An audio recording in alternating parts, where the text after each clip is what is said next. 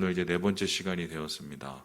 한번 우리 쭉 볼까요? 우리 이 멸망의 도성이죠. 잔망성이라는 곳에서 이 크리스찬이 떠나서 바로 십자가에 이르게 되고 좁은 문 좁은 길을 걸어가게 됩니다. 그렇게 가는 중에 여러 어려움을 만나게 되고 심지어는 아볼론이라는 그 사탄, 이 바알세불과 직접적으로 대결을 하기도 하고요. 그리고 우리 신앙적으로 가장 힘든 길 중에 하나인 사망의 음침한 골짜기를 걸으면서 가장 힘든 또 순간을 경험하기도 합니다. 그런데 그 속에서 이 크리스천은 믿음이 무엇인지를 배우게 되고 실수 가운데에서 하나님의 은혜를 경험하게 되지요. 그래서 아름다운 성이라는 미궁에 이르고 거기서 갑옷을 또 입고 또 거기서 하나님께 나아가는 길을 다시 한번 점검한 다음에 친구 신실 씨와 함께 천성으로 가는 이 철로 역정을 다시 걷게 되는 이야기를 우리가 이때까지 한번 살펴봤습니다. 오늘 우리가 함께 볼 이야기는요, 허영의 시장과 이르러서 이제 절망의 도성까지 가기는 좀 이 철로 역정 중에 가장 난 코스예요. 가장 힘든 코스 중에 하나입니다. 제가 요즘에 계속 그 산을 일주일에 한 번씩 다니고 있어요. 그래서 주위 산만 가다가 그냥 딴 산도 한번 가보자 그래서 주변에 있는 산을 가봤는데, 이때까지 간 산 중에 제일 힘들었던 산을 얘기를 하면 첫 번째 갔던 북한산입니다.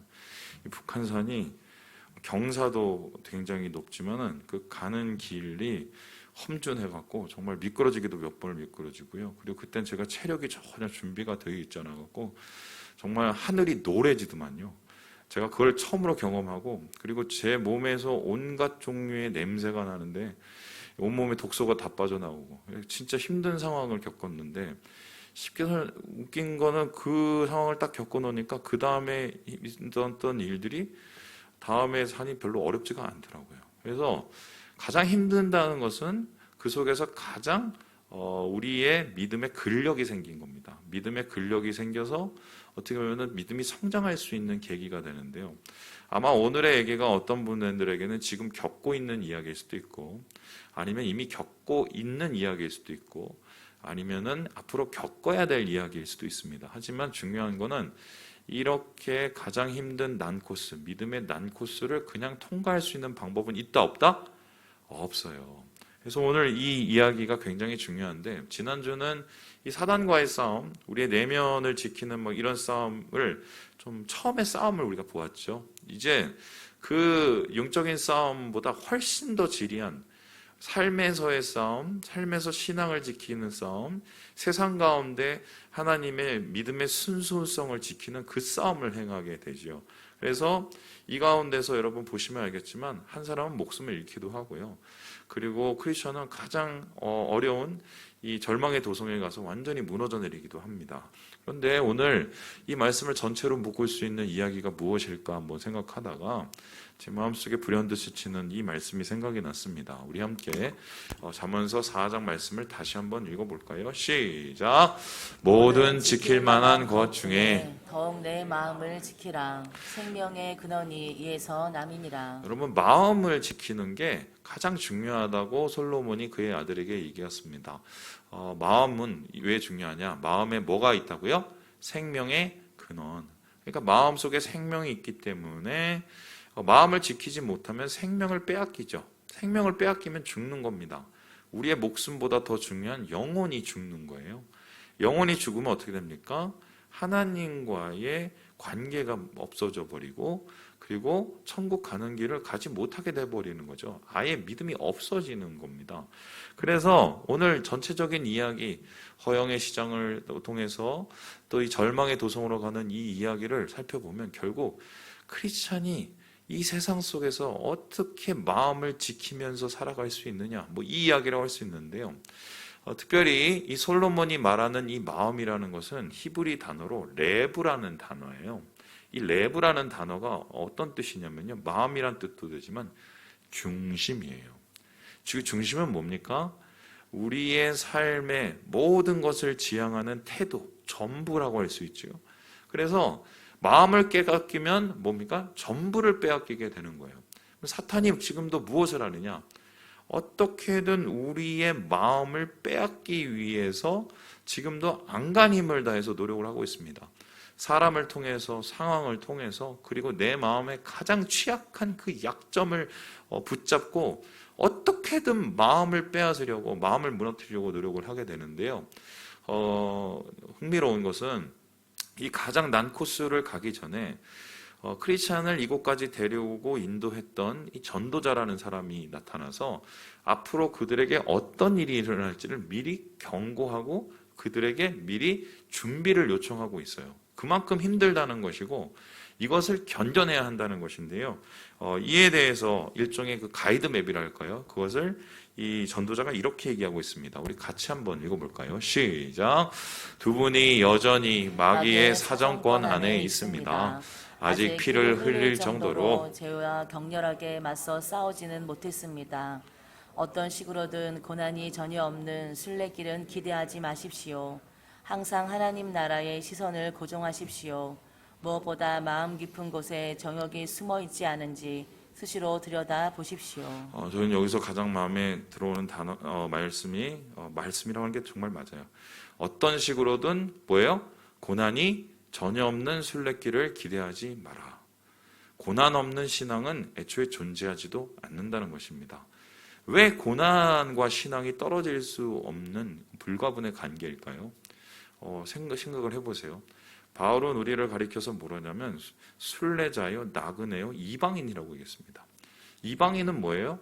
한마디로 그 사람 고향이 아닌 곳에서 살고 있는 사람이고, 그리고 순례자는 뭡니까? 그래도 자기가 갈 곳이 있는 사람들이고, 나그네는 뭐예요? 잠시 머물다가 결국 가야 될 사람이에요. 그러니까 나그네요, 이방인이요, 이 세상 가운데 순례자로 사는 사람들은 세상과 같을 수가 없어요. 세상 사람들과 똑같은 모습이 될 수가 없습니다. 그러니까 그렇지 않은 모습으로 살아가니 세상 사람들 눈에는 우리가 눈에 가시처럼 보일 수밖에 없지요. 뿐만 아니라 그렇게 나그네로 살아가려고 노력을 하다가 때로는 우리가 마음속에서 여러 가지의 흔들림이 있죠. 그 흔들림은 뭡니까? 그냥 좀만 마음을 좀 숙일까? 타협할까? 이런 생각이 오지 않습니까? 그렇게 타협을 하게 될 때 어떻게 됩니까? 마음속에 있는 그 마음이 하나하나 무너지면서 결국 믿음이 몽졸이 다 없어져 버리는 이런 얘기들이 계속해서 진행되기 때문에요. 고난은 신앙인으로서 당연히 겪는 것이고 그 고난을 우리가 겪어 나갈 때 어떻게 됩니까? 우리의 믿음이 진짜라는 것이 증명될 뿐만 아니라 믿음이 성장하게 되는 것이지요.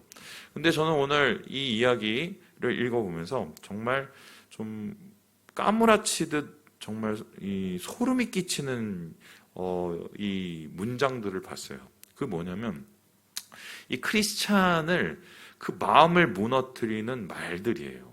제가 오늘 이 챕터를 두 가지를 읽으면서 특별히 네 가지 말이 이렇게 마음에 확 왔는데요. 여러분도 아마 이 네 가지 말 중에 하나가 지금 여러분을 가장 흔들고 여러분 마음을 괴롭힐 수 있겠다. 자, 그렇다면은 크리스찬의 마음을 흔드는 그 빼앗는 네 가지 말은 무엇일까요? 우리 첫 번째 같이 한번 읽어보겠습니다. 시작. 저런 놈은 이 땅에서 사라져야 합니다. 이 소리는 뭐냐면은 이제 허영의 시장에 도착했을 때 크리스찬과 신실씨를 바라보면서 그곳에 있는 사람들이 자기하고 똑같지 않는 이 크리스찬을 바라보면서 저런 놈들은 없어져야 돼 하고 말하는 일종의 직접적인 차별과 핍박을 의미합니다. 이 다음을 보시면요, 이것이 크리스찬이 도착했던 허영의 시장입니다. 왜 하필 허영의 시장일까요? 허영의 시장이라는 말은 한마디로 속빈 강정이죠. 빛 좋은 게살구고, 겉으로 보기에는 아름답고 행복하고 즐겁고 오락적이고 또 우리의 마음을 굉장히 기쁘게 할 것들이 정말 많습니다. 그런데 그것에 우리가 집착을 하거나 그것에 마음을 담거나 그것에서 우리가 마음을 뺏길 때 잠깐의 기쁨을 누릴 수 있으나 결국 그곳에는 아무것도 없는 텅 빈 속빈 강정처럼 될 수 있다는 것입니다. 그렇다면은 이 허영의 시장은 도대체 무엇이고 어디로부터 기인을 했을까요? 이 말씀을 이 철로역정을 읽어보면 이 존 버녀는 이 허영의 시장에 대해서 뭐라고 그러냐면 이것이 5,000년 전에 바알세불, 그러니까 마귀가 만들어 놓은 곳이에요. 마귀가 이것을 왜 만들어놨냐? 크리스천이나 신실씨 같은 사람들이 천국으로 가는 길에 어떻게든 꿰어서 그들의 마음을 빼앗아서 못 가게 만들려고 만든 곳이 바로 허영의 시장이라는 겁니다. 그런데 이 허영의 시장을 막 설명을 하면서 이 존 버년이 말하고 싶었던 허영의 시장은 결국 무엇이냐? 바로 세상을 의미해요. 크리스찬이, 우리가 믿음을 가진 사람이 어쨌든 세상을 살아가야 되잖아요. 그 살아가는 세상 속에서 우리는 어떻게 해야 됩니까? 우리의 마음을 빼앗길 수 있는 여러 가지의 것들을 경험하게 되는 거지요.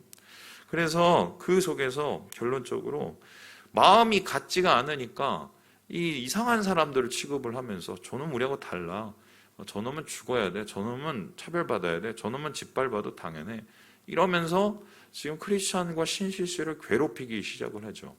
이 그림을 김중근 씨가 이렇게 그리고 있는데요.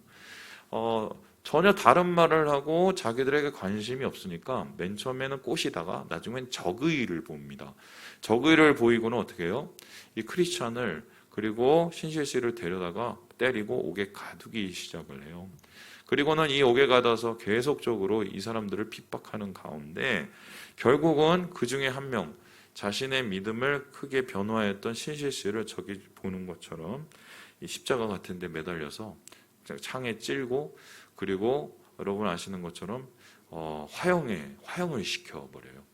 그러니까 지금 이러한 모습 속에서 우리가 볼 수 있는 건 세상과 신앙은 벗할 수가 없어요. 공존할 수가 없어요. 그러면 목사님, 그럼 우리가 세상을 살아가면서 그럼 완전히 외계인처럼 살아가는 소리입니까? 이건 아니죠. 세상을 살아가면서도 세상의 범주 안에서 옳은 것, 바른 것들이 있어요. 신앙은 그런 것들을 넘어서지는 않아요. 예를 들어서 다른 사람에게 선의를 베푸는 것, 다른 사람을 용서하는 것, 세상에서도 그것들 다 좋다고 얘기하지 않습니까? 그런데 어떻게 합니까? 그렇게 하는 사람을 안에 꽂고 비꽂게 보는 이유가 뭘까요? 말은 옳다고 얘기하면서 결국 세상 사람들은 그렇게 안 하기 때문이죠. 결국 이런 상황 가운데서 믿음의 직접적인 이 핍박을 받은 신실씨는 목숨을 잃고요. 그 목숨을 잃는 가운데 크리스찬 역시 위기에 도착해서 이제 죽을 날만 기다리고 있었어요. 그 죽을 날 기다리는 그 속에서 하나님께서 극적으로 크리스찬을 풀어주시고 그 풀어주신 그 크리스찬은 달아나서 다시 천성길을 가게 되죠. 그렇다면은 이와 같은 세상의 직접적인 핍박, 우리를 이방인처럼 취급하고 우리를 차별하는 세상의 이 모습을 우리는 어떻게 이겨내야 될까요? 이러한 말들이 우리를 계속해서 조롱하고 우리의 말들을 두렵게 하고 우리의 마음을 쪼그러뜨릴 때 여러분 주변에 있는 직장 사람 또는 여러분에 있는 가까운 사람에게 이런 얘기 듣지 않습니까? 옛날에 저는요 코피 나도록 맞기까지 했어요, 교회 가다가.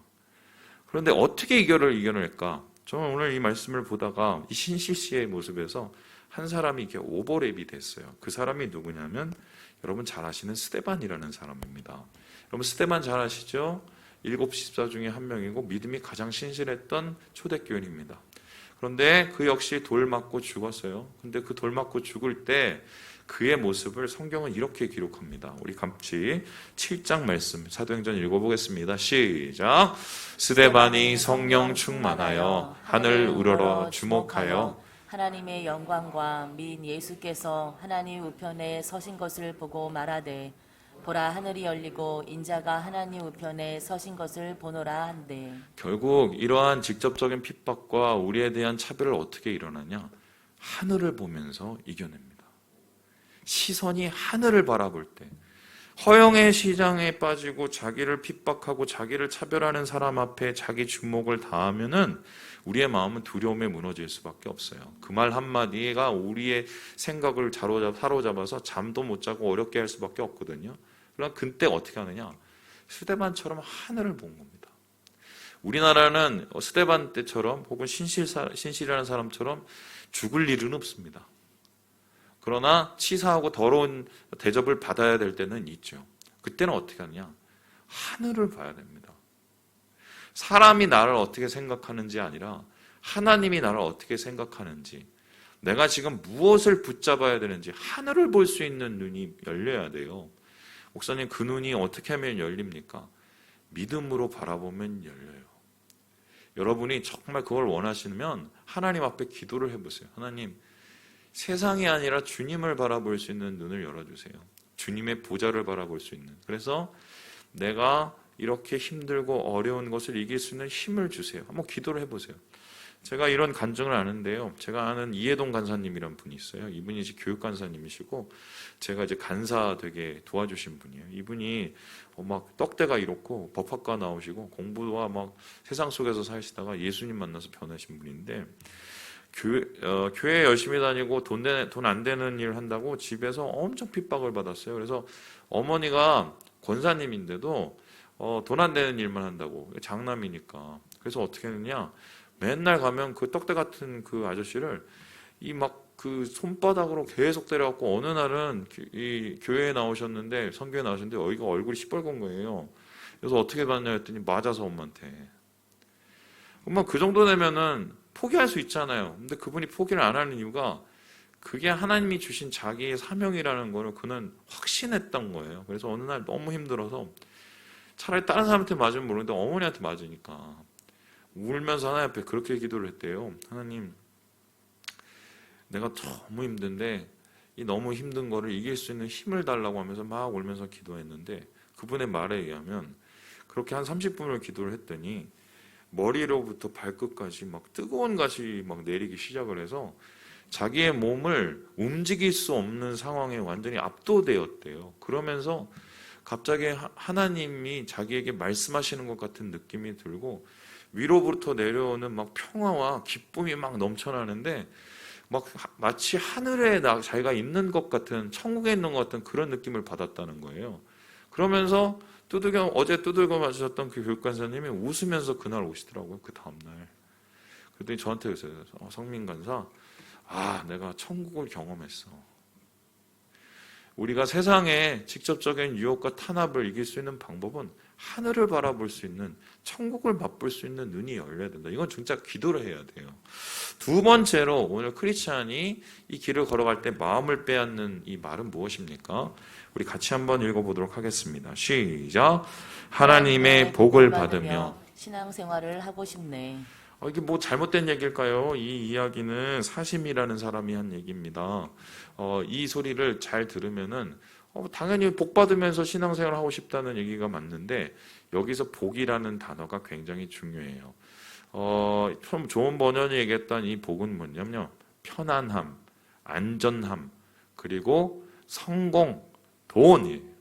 그러니까 나는 이 세상에서 신앙생활을 하면서 돈 많이 벌고 편안하고 안전하고 그리고 내가 누릴 수 있는 거 다 누리면서 꼭 먹고 알 먹고, 뭐죠?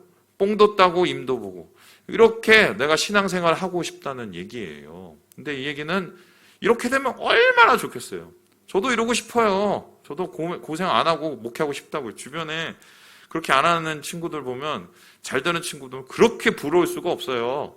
근데 이런 생각을 가지게 되면 문제는 뭐냐면, 만일에 하나님께서 나에게 원하는 지금의 모습이 그런 모습이 아니면 어떡할 거예요? 그럼 그때부터 불평하고 원망하게 되죠. 매사에 모든 게 짜증나게 되죠. 그리고 포기하고 싶죠. 그래서 이러한 소위 말해서 기복주의적인 생각, 세상을 쫓는 세속주의적인 이런 신앙이 우리를 괴롭힐 수 있다는 것입니다. 흥미로운 것은 이 사심이라는 사람의 출신 성분이 되게 재밌는데요.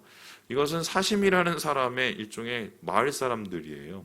보면은 배신, 신앙적인 배신을 또 일구이연, 한말하고 뒷말하고, 얼렁뚱땅 대충 신앙생활하고, 가식, 겉하고 속 다르고, 양다리 걸치고, 기회주의자. 이게 사심이 사는 동네 사람들의 이름입니다. 이 동네 이름이 뭐냐? 감먼이설이에요. 감먼이설이라는 할아버지 동네가 이렇게 이제 큰 건데, 거기서 태어나고 자란 사람이 사심이었어요. 이 단어들은 다 뭡니까? 대부분 우리에게 신앙적인 타협을 요구하는 것이죠. 이렇게 계속해서 크리스찬을 꼬시고 타협을 하라고 막 얘기를 할 때, 그때 같이 이 사심씨와 더불어서 크리스찬과 이 소망이라는 사람을 괴롭히는 사람들이 있었습니다. 바로 여기 보이는 세상 집착, 돈사랑, 구두쇠, 이런 사람들이 함께 궁시렁궁시렁 거리면서 크리스찬을 비난하기도 하고 크리스찬에게 질문을 던지기도 하고 그에게 타협을 유도하기도 하죠. 여러분, 우리가 세상 속에서도 이렇게 신앙생활 하시는 분들이 많이 있습니다. 겉에 보기에는 신앙생활 같고 참 말하는 것도 되게 신앙적이고 성경도 그렇게 많이 하는 것 같은데 실제로 까보면 거기에는 세상밖에 없어요. 분명히 하나님과 세상은 같이 설 수 없고 하나님이 우선이 되는 것인데 거기에는 하나님은 2순위요 세상이 1순위처럼 사는 신앙이 있다 없다? 세상 속엔 있어요. 자, 그러면 이런 사람들로부터 우리는 어떻게, 이런 말들로부터 어떻게 이겨내야 될까요?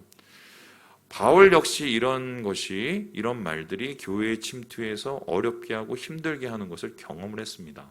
그때 바울이 디모데에게 이렇게 이야기를 합니다. 우리 같이 한번 읽어보겠습니다. 시작. 경건의 모양은 있으나 경건의 능력은 부인하니 이 같은 자들에게서 내가 돌아서라. 껍데기만 있는 사람들은 한마디로 껍데기가 지나면 결국 거기서 알맹이가 아무것도 없는 게 보인다는 것입니다. 그렇다면 여러분, 경건의 모양과 경건의 능력을 어떻게 구분할 수 있을까요? 쉽게 한번 설명을 해볼게요. 여러분, 제일 힘든 게 뭐세요? 어떤 분들은 뭐 자존심 문제, 어떤 분들은 돈 문제, 어떤 분들은 관계 문제, 어떤 분은 자존감의 문제 때문에 힘드신 분이 있을 거예요. 그런데 저 같은 경우는 어떤 게 힘들냐면 관계 문제, 자존심 문제가 제일 힘듭니다. 제가 어렸을 때부터 제일 안 되는 게 분노 조절이에요. 저희 집에는 좀 이 분노에 대한 상처가 있어요. 저희 아버지부터 시작해서 있어요. 근데 그래서 억울한 일을 당하죠. 힘든 일을 당하죠. 막 괴로운 일을 당하죠. 그리고 뭔가 저를 인정해주지 않는 그런 거 당하죠. 그럼 제가 옛날에 눈이 뒤집혔어요. 제가 대학교 때 얼마나 그게 눈이 뒤집혔냐면 강목을 들고 총학생회장실 가고 유리창 깨던 사람이에요, 제가. 그런데 지금 제가 목회를 하면서 그런 분노가 여전히 있을까요? 아니면은 다 사라졌을까요? 어땠을 것 같아요? 박성호 목사님, 제가 어떨 것 같아요, 요즘에? 예? 여전히 있어요. 물론 그때처럼 막 완전히 뭐 괴수 같은 그런 것은 아니에요. 그런데 여전히 막 불쑥불쑥 올라옵니다. 그래서 내가 더러워서 말이지, 내가 못해 먹겠고 말이야. 내가 정말 언제까지 말이야. 그런데 제가 그때 그걸 참아내는 이유가 뭔지 아세요? 제 마음에 있는 하나님에 대한 그러한 말들, 신앙 고백, 주님 앞에 부끄러움, 이런 것 때문에 참는 거예요. 제가 무슨 성인군자가 돼서 뭐 하겠어요. 박성민 목사는 이 세상에 태어나서 인격적인 목사로 살다가 인격적으로 돌아. 저는 그런 말에 전혀 관심 없고요. 오히려 성공하는 목회자, 뭐 돈 많이 버는 이런 게 더 관심이 있는 사람이에요. 근데 그럼에도 불구하고 제가 그것들을 다 견뎌내고 이겨내는 이유가 뭡니까? 경건, 하나님을 경외하는 많은 마음이 제 안에 그래도 조금은 살아있기 때문이거든요. 진짜 능력은 그게 능력이에요. 주님 때문에 나를 다스리고 세상 속에서 믿음대로 살아가려는 그것. 모양은 흉내낼 수 있어요. 그런데 그 중심은 흉내내지 못해요. 지금 이 사심이나 세상 집착이나 돈사랑이나 구두쇠 얼마나 잘 꾸며대는지 몰라요. 저 이런 분들 수없이 만났고요. 성경을 잘잘잘 외시는 분도 봤고요. 그런데 결국 자기의 치명적인 약점에서 다 무너지더만요. 그 마음속에 주님을 경외하는 경건이 모자라기 때문이에요. 그래서 오늘 이 말, 나는 복 받으면서 살래. 이 말에 대해서는 우리가 경건의 능력, 중심으로 돌파를 해야 된다. 이렇게 볼 수 있습니다. 그렇다면 세 번째로 이 크리스찬의 마음을 빼앗으려는 세상의 말은 무엇일까요? 우리 같이 한번 읽어보겠습니다. 시작. 조심만 한다면 그리 위험하지 않아요. 저는 오늘 이 이야기를 읽으면서 제일 소름 끼치는 말이 세 번째 말이었어요. 이 말이 누구의 말이냐? 이 대마라는 사람의 말이었습니다. 이 소망 씨가 이제 신실 씨가 죽은 다음에 이 허영의 시장에서 크리스찬을 따라왔어요. 이제 일종의 새로운 동행자가 생겼죠. 그러면서 그들이 열심히 가다가 보니까 저 앞에 무슨 은광이라는 이렇게 내가 보이는 거예요. 봤더니 뭐냐, 거기는 가면은 땅만 파면은 뭐 금도 은도 다 나오게 생긴 거예요. 야, 저 땅 되게 좋네 이러면서 막 걸어가는데 갑자기 그 길에서 한 사람이 나타나서 크리스찬을 이름을 부릅니다. 여기 잠깐만 오라고. 그래서 왜 했더니 저기 좀만 가면은 금광이 나오는데 거기 가서 은도 캐고 금도 캐라고 이렇게 꼬셔요. 그 사람이 바로 이 사람인데요. 데마라는 사람입니다. 데마라는 사람이 이렇게 얘기를 하니까 우리 건들지 마세요. 우린 갑니다. 우리는 우리 길 갑니다. 막 이렇게 막 얘기를 했어요. 그런데 그때 데마가 다시 크리스찬을 설득을 하는데 어떻게 설득을 했느냐? 뭐 잠깐 갔다 나오면 되지 뭘. 조금만 하면은 괜찮아. 그러니까 걱정하지 마. 이러면서 그들을 살살 꼬십니다. 거기에 소망이라는 사람이 확 넘어가요. 그래서 거기 대마를 쫓아갔고 은광에 가서 잠깐 들렸다고 우리 가자고 그냥 힘든데 그러니까 크리스찬이 안 된다고 우리 갈 길을 가자고 하면서 억지로 그 사람 손 붙잡고 가거든요. 그런데 그 이후에 이 소망 씨와 크리스찬을 따라오던 다른 사람들 사심 씨 일행들이 똑같이 대마를 만납니다. 그래서 대마가 꼬셔요. 어떻게 됐을까요? 확 넘어가 버려요. 그리고 어떻게 됩니까? 데려가서 은광에 갔는데 그 후로는 그들은 보이지 않았다. 끝난 거예요. 그런데 이 대마는 누구냐? 바로 바울을 가장 힘들게 하고 바울에게 가장 큰 상처를 줬던 사람이에요. 바울하고 같이 한때는 열심을 내서 선교도 하고 전도자의 일도 하고 그리고 열심히 바울을 도와서 주의 일을 하던 사람입니다. 그런데 어느 날 바울이 가장 힘들 때 어떨 때입니까? 감옥에 갇혀서 움직일 수 없고 더 이상 자기의 살 소망이 사라질 그때에 마지막에 데마가 갑자기 바울을 버리고 변절해요. 그러면서 이 마지막 편지를 이 바울이 디모데에게 쓰면서 뭐냐면 제발 나한테 와라. 그러면서 뭐라고 했냐면 데마는 세상을 사랑해서 떠났다. 그 말 한마디에 얼마만큼의 상처가 있는지 이 디모데 후서를 읽어보면 여러분 느껴지거든요. 그런데 그 상처, 데마는 세상을 사랑해서 떠났다는 이 상처, 이러한 말들이 사실은 우리 이 세상에 있는 크리스찬들이 전부 다 넘어갈 수 있는 얘기. 조금만 하면 되는데 조금만 물러서면 되는데. 그런데 이에 대해서 이 바울은 어떻게 하면 이 유혹의 소리를 이겨낼 수 있는지를 다음과 같이 얘기합니다. 우리 같이 한번 읽어보죠. 시작. 그러나 너는 모든 일에 신중하여 고난을 받으며 전도자의 일을 하며 내 직무를 다하라. 충성이에요. 충성은 뭐입니까? 신실한 마음, 어제와 오늘과 내일이 똑같은 마음이에요. 우리가 왜 하나님 앞에 충성합니까? 하나님이 어제와 오늘과 내일이 똑같이 우리를 사랑하시고 붙잡아 주시기 때문입니다. 그런 신실하신 하나님을 붙잡고 사는 게 바로 충성입니다. 제가 아직도 기억하는 게 최춘선 할아버지, 여러분 아시죠? 그 맨발의 성자라고 부르던 그 할아버지가 있어요. 그 할아버지가 맨발로 이렇게 돌아다니면서 전철에서 이 전도를 하셨는데 알고 봤더니 이분이 무슨 일본의 와세다대 출신이고요. 그리고 김포 땅이 다 그분 땅이었고요. 소위 말해서 부잣집 도련님이었던 분이에요. 그런데 김포 땅 사람들한테 다 나눠주고 공짜로, 그리고 와세다도 나왔는데도 불구하고 맨발로 그렇게 다니면서 미친 사람처럼 전도를 하는 이유를 물었더니 이렇게 얘기를 하더라고요. 충성은 성령의 열매 중 하나예요. 그분이 뭐라고 하시면 화이트 코리아 이러고, 이게 뭐냐면 왜 한국이 두 개가 됐냐. 그분이 보시기에 이 땅이, 조국이 복음으로 하나 되어야 되는데 자기의 생전에 이 막 북한에 있는 교회들이 무너지고 남북이 갈라진 이게 너무 가슴 아팠던 거예요.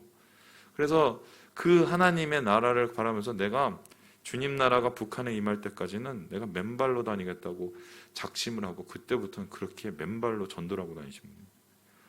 그분 통해서 그러면 사람들이 많이 전도를 받았나? 잘 몰라요. 근데 확실한 거는 그 최춘선 할아버지가 말한 충성은 성령의 열매 중 하나예요. 그 얘기가 그 당시 제가 신학교에 있었을 때 신대원생들을 마음을 하나같이 울렸어요. 그 당시 신대원생들 1학년, 2학년, 3학년 달라지는 이유가 뭐 한국교회 왜 이 모양이야. 앞으로 미래가 없어. 나도 어쩔 수 없어. 그냥 뭐 순응하며 살아요. 이러면서 점점 변절하거든요. 그때 이 최춘선 할아버지 영상 보고 다 충격 먹었어요. 충성은 성령의 열매 중 하나예요. 여러분, 그래서 우리가 조금만 더 타협하고 이 얘기를 할 때는 우리에게 맡기신 주님의 사명에 대한 얘기를 다시 한번 떠올려야겠다. 마지막으로 크리스찬의 마음을 빼앗은 말은 무엇입니까? 우리 같이 한번 읽어보죠. 시작! 이렇게 괴로운데 살아서 무엇 하겠느냐. 제가 얼마 전, 한 작년이죠. 그 코로나가 한창일 때 이 말이 제 머릿속에서 떠나지를 않았어요. 이렇게 괴로운데 살아서 뭐 하겠느냐. 절망의 말. 이 말이 떠나지 않았는데 결론적으로 크리스찬을 완전히 무너뜨린 말이 이 완전한 절망의 말입니다. 이 말은 언제 일어나느냐? 다음 그림을 보시면요. 이 사람들이 걸어가다가 옆에 이제 초원길이 딱 보이는 거예요. 그러니까 저기 좀 걷다 보면 우리 지쳤는데 좀 편한 길로 갑시다 하면서 보니까 이 좁은 길하고 거의 비슷하게 이렇게 가는 거예요. 그러니까 거의 비슷한 길에 가다는데 갑자기 보니까 어둠이 딱 짙어지더니 길이 안 보이고 막 비가 오기 시작하는 거예요. 그러더니 거기에 거인이 한 마리가 나타나갖고 이 크리스찬과 소망을 잡아가요. 잡아가서 이 성에 가두고 두들겨 패고 매일 두들겨 패는 거예요. 그런데 재밌는 게 두들겨 패면 죽여야 되는데 죽이질 않아. 죽일 때까지는 때리는데 죽이진 않아. 그러면서 이 자기 부인하고 무슨 얘기를 하냐면 어떻게 하면 저놈을 없앨까 얘기하다가 죽도록 때려서 절망하게 만들고 지가 스스로 죽게 만들자고 이러면서 그 마음을 완전히 무너뜨리려고 합니다. 이 거인의 이야기에 크리스찬이 완전히 무너져 내버려요. 그래서 자기가 자기 목숨을 끊으려는 그 순간까지 갑니다. 그때 소망이라는 사람이 옆에서 붙잡으면서 이래요. 이때까지 아볼론하고도 싸워서 이기고 허영의 시장도 잘 통하는데 무슨 소리냐고.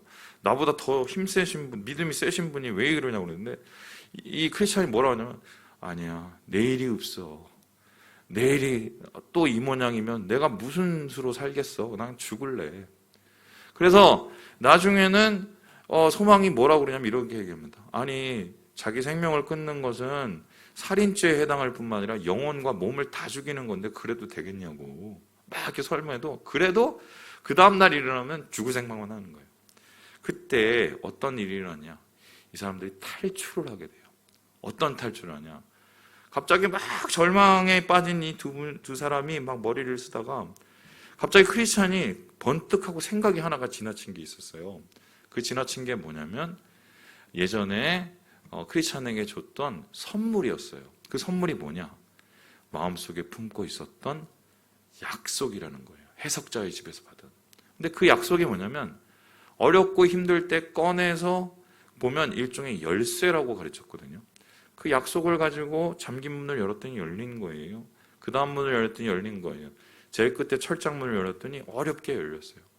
그러고는 약속을 붙잡고 막 뛰어가기 시작을 하는데 거인이 쫓아오다가 몸에 경련이 나갖고 거기서 끝나버려요. 그리고 가까스로 탈출을 하고 정말 다시 돌아오는 길이 어렵게 돌아오게 되죠. 그래서 우리의 절망을 계속적으로 주는 그런 상황, 우리의 자존감과 우리의 영혼을 마비시키는 이 절망의 언어들을 어떻게 얘기해야 되느냐? 이에 대해서 히브리 기자는 우리에게 이렇게 얘기를 합니다. 우리 같이 세 번역 말씀을 읽어보죠. 시작! 또 우리에게 약속하신 분은 신실하시니 우리는 흔들리지 말고 우리가 고백하는 그 소망을 굳게 지킵시다. 그냥 소망이 아니라 약속을 붙잡지예요. 약속은 누가 하는 겁니까? 하나님이 약속해요. 약속은 어떻게 합니까? 보증을 합니다. 하나님이 약속을 어떻게 보증하셨습니까? 담보물이 있어야 되잖아요. 예수님 목숨으로, 자기 아들 목숨으로 담보로 걸고 약속을 하셨어요. 그 약속은 뭡니까? 예수를 믿고 하나님 앞에 나아가는 그 믿음의 사람들을 주님께서 버리시지도 않으시고 끝까지 붙잡으시고 그와 함께 하시리라는 그 약속이에요.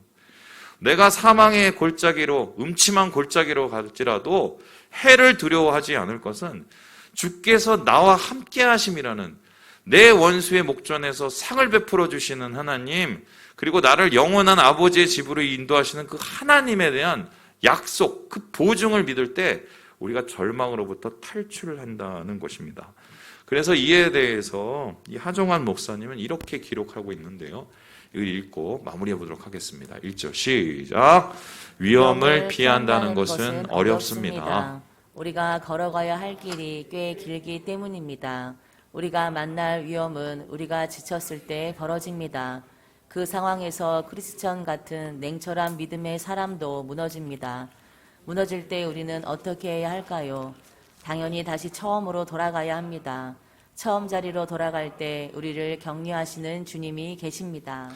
돌아가는 게 사실 되게 힘들어요. 2배의 고통이 들거든요. 여보세요? 갔다가 돌아야 되니까 가는 길 돌아가면 2배예요. 하지만 돌아오면 다시 시작되는 하나님의 약속의 말씀이 있어요. 다윗이 완전히 무너질 수 있었을 때, 죄와 사망이 그를 지배했을 때 그는 어떻게 했습니까? 힘들고 어려운 돌아오는 길을 선택했고요. 주님 앞에 회개함으로 돌아왔을 때 하나님께서 그를 살리시고 다시 생명의 길로 인도해 주시지 않습니까? 말씀을 마칩니다. 여러분의 지금 마음을 괴롭히는 말들은 무엇입니까? 절망입니까? 아니면 유혹입니까? 아니면 여러분의 마음을 빼앗는 타협적인 소리입니까? 아니면 세상의 언어들입니까? 여러분, 그것들을 이 시간 주님 앞에 맡겨드리고 다시 처음으로 약속으로 사명으로 돌아와서 주님의 길로 나아가시는 우리 형제 자매들 되시길 주님의 이름으로 축원합니다.